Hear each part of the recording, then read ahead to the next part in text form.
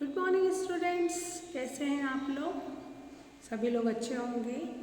आज की इस वीडियो में हम पार्ट 4 दिन दोपहर में शाम का भाग 2 पढ़ेंगे।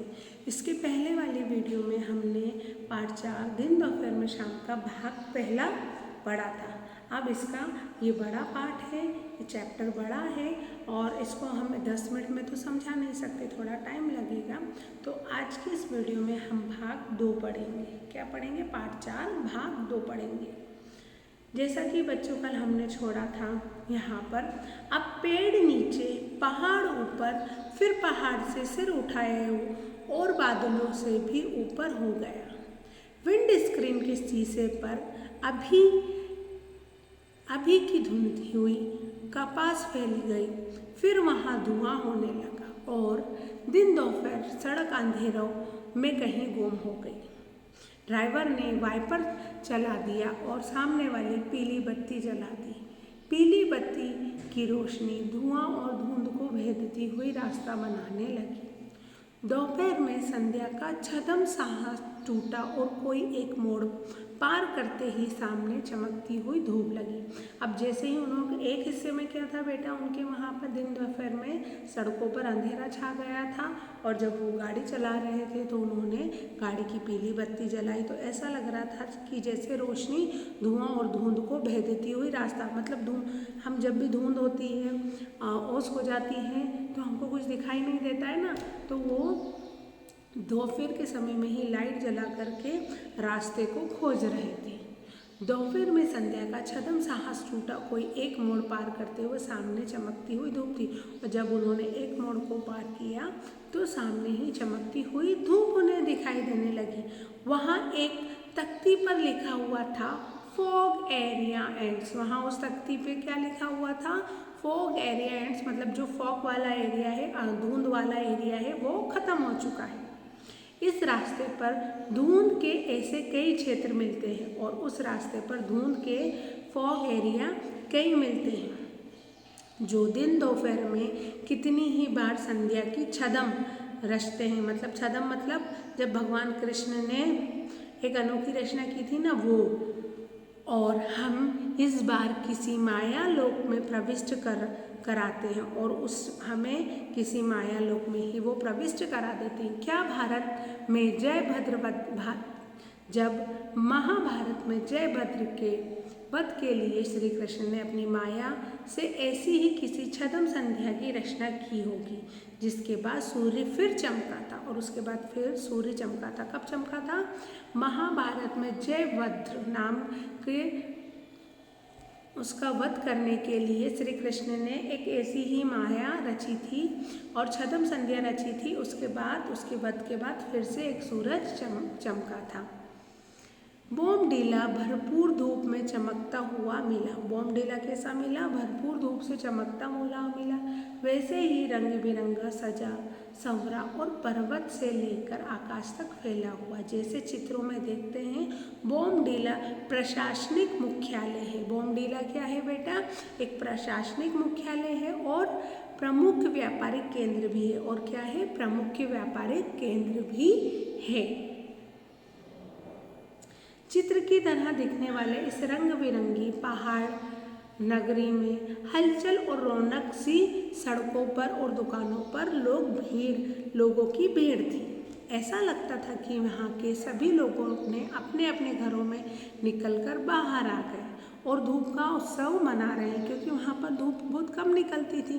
तो जैसे ही धूप आती थी तो लोग बाग सड़कों पे बाहर आ जाते थे और धूप का उत्सव मनाते थे, मतलब खुश होते थे कि यहाँ पर आज धूप निकल आई तो हम धूप ले रहे हैं। मन किया कि मैं भी रुक जाऊं, मेरा मन किया कि मैं भी रुक जाऊं। पहला दिन था जो इतना जीवंत और रौनक से भरपूर था। लेखक के जीवन के वो पहला दिन था जो इतना जीवंत और रौनक से भरपूर है। और अरुणाचल प्रदेश में जुड़ी मेरी कल्पना को इतना विश्वास दिलाने वाला है कि फिर मुझे यहाँ रुके बिना आगे बढ़ जाना चाहिए। और फिर उसका मन हुआ कि यहाँ बिना रुके मुझे आगे बढ़ जाना है, क्योंकि वहाँ तवांग में बर्फ़ पड़नी शुरू हो चुकी थी। वो जो एरिया है तवांग, वहाँ पर क्या हो चुका था? बर्फ़ पड़ना शुरू हो चुकी थी। बर्फ़ पड़ने थम जाए या बर्फ के कारण रास्ता बंद हो जाए, उसके पहले मुझे हर हाल में तवांग पहुंचना है। इसलिए तो मैंने दिरांग भी छोड़ा और दिरांग घाटी यहाँ से लगभग 45 किलोमीटर पहले है। देश का सबसे बड़ा ड्रैगन वहाँ है। देश का सबसे बड़ा ड्रैगन कहाँ पर है बेटा? यहाँ से बीच में से क्वेश्चन आ सकते हैं, इसलिए पाठ को अच्छे से पढ़ना। फिर से सुनो, क्या है? बर्फ़ पड़नी शुरू हो गई थी। कहाँ पर? तवांग में बर्फ़ पड़ना शुरू हो चुकी थी। बर्फ़ पड़नी थम जाए, बर्फ़ के कारण रास्ते बंद हो जाते थे वहाँ के। उसके पहले मुझे हर हाल में तवांग पहुँचना था, इसलिए मैंने दिरांग भी छोड़ दिया। दिरांग घाटी यहाँ से लगभग 45 किलोमीटर है। दिरांग घाटी वहाँ से लगभग कितने किलोमीटर है? 45 किलोमीटर है। देश का सबसे बड़ा ड्रैगन वहाँ है, वो दिरांग में देश का सबसे बड़ा ड्रैगन है। आगे सड़क बंद थी और वहाँ अफरा तफरी का माहौल था। अफरा तफरी मतलब भड़कम मची थी, हलचल मची थी। बोमडीला से आगे सभी 15 से 20 किलोमीटर ही चले होंगे कि इधर से आगे बड़ी गाड़ियाँ पीछे की तरफ वापस लौटने लगी। जब बोमडीला से 15-20 किलोमीटर सब चले थे ना, तो वो फिर उधर से जो आगे बढ़ी हुई गाड़ियाँ थी वो पीछे वापस लौटने लगी। और उसके साथ ही यह खबर आगे की सड़कें जाम है। और खबर क्या मिली? कि सड़कें जाम हैं। यहाँ दो ढाबे हैं, यहाँ भोजन भी और चाय भी। और वहाँ पर 2 ढाबे थे जहाँ पर भोजन और चाय भी मिल रही थी। खूब गहरी धुंध उतरती चली आ रही थी। और खूब गहरी धुंध क्या हो रही थी? उतरती चली आ रही थी। और जो दिखाई पड़ रहा था वहाँ धुएं में घूमता जा रहा था। इसके साथ तीखी ठंडी हवा भी शुरू हो गई थी और बदन भी कांपने लगा। अभी तक एक स्वेटर के सहारे बैठा हुआ था। लेखक क्या कह रहा है? वो अभी तक एक स्वेटर के सहारे बैठा था। अब मैंने ऊपर से विंटर सीटर डाली और सिर को भी टोपी से ढक दिया, इससे कुछ बचाव हुआ। फिर मैंने अपना कैमरा उठाया और ठीक अपनी इस पहाड़ी पर एक मकान दिखा जिसमें लोग रहते थे। वहाँ रहने वालों ने अपने घर के बारे में पहाड़ी ढलानों और रंग बिरंगे फूल के पौधे लगा रखे थे। इस समय फूल भरपूर खिले हुए थे और गहरी धुंध के बावजूद उनके रंग चमक रहे थे। इतनी गहरी धुंध थी कि वो फूलों के रंग वहाँ पर जो फूल खिल रहे थे वो बहुत ही चमक रहे थे। ऊपर पहाड़ पर और पहाड़ी ढलानों पर खिले हुए रंग बिरंगे फूलों को देखना अच्छा लगता है। ऊपर से बहुत बड़ी चट्टान धसक कर नीचे सड़क पर आ गिरी। चट्टान क्या एक छोटा मोटा पहाड़ ही है? वही रास्ते रोके हुए है। सेना का एक टैंक अपनी पूरी ताकत लगाकर उसे नीचे खाई में धकेलने के लिए जूझ रहा है। सेना का एक टैंक आया क्योंकि उस चट्टान ने रास्ता ब्लॉक कर दिया था। तो जो एक सेना का टैंक आया था जो उस चट्टान को खाई में धकेलने की कोशिश कर रहा था।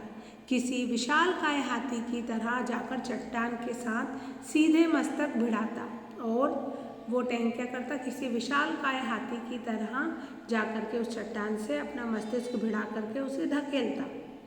तब टैंक ऑपरेटर ने अपने सिर पर लाल छींट वाला एक कपड़ा बांधा और बाहु युद्ध के लिए टैंक के हाथों को खोल दिया। टैंक के हाथ चट्टान को चूर चूर करके नीचे खाई में लुढ़काने लगे और टैंक क्या करने लगे? उस चट्टान को चूर चूर करके उसके टुकड़े टुकड़े करके वो उसे खाई में धकेलने लगे।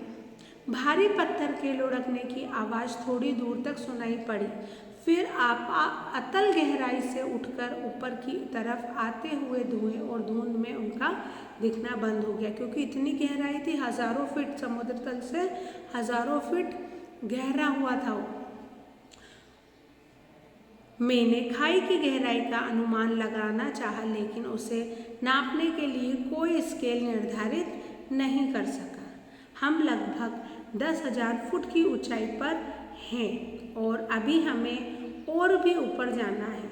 नीचे बात चल रही थी कि ऊपर तवांग की ऊंचाई पर ऑक्सीजन कम होती जाती है और वहाँ सांस लेने में दिक्कत होने लगती है। देखें अब ऊपर से, अब तो उधर जाकर ही पता चलेगा कि क्या होगा। अब आज के इस वीडियो में हमने यहाँ तक का पढ़ा। भाग 3 में हम अपना दिन दोपहर की शाम का चैप्टर को कंप्लीट करेंगे और ये चैप्टर बहुत अच्छा है। आप इसकी डिटेल्स को पढ़ना ताकि इसके बीच में से क्वेश्चन आंसर आए, जैसे कि लगभग कितनी ऊंचाई है लगभग उसकी, तो हम लगभग 10,000 फुट की ऊंचाई पर हैं और अभी भी हम ऊपर और जाना है। तो मतलब सोचो कि उसकी कितनी गहराई होगी, कितना ऊंचा होगा। सेना का टैंक चट्टान को किस तरह धकेल रहा था। ये सारी चीज़ें बहुत ही बारीकी से, बहुत बड़ा चैप्टर है लेकिन बहुत ही बारीकी से इसमें प्रकृति के सौंदर्य को बताया गया है। किस प्रकार से कि अरुणाचल प्रदेश का एक क्षेत्र में कभी धूप होती है तो कभी छाँव होती है, तो कहीं पर चमचमाती हुई धूप होती है। एक पल में धूप, एक पल में छाँव, तो एक पल में धुंध हो जाती है। आज की इस वीडियो में इतना ही, बाकी हम नेक्स्ट वीडियो में पढ़ेंगे। Thank you.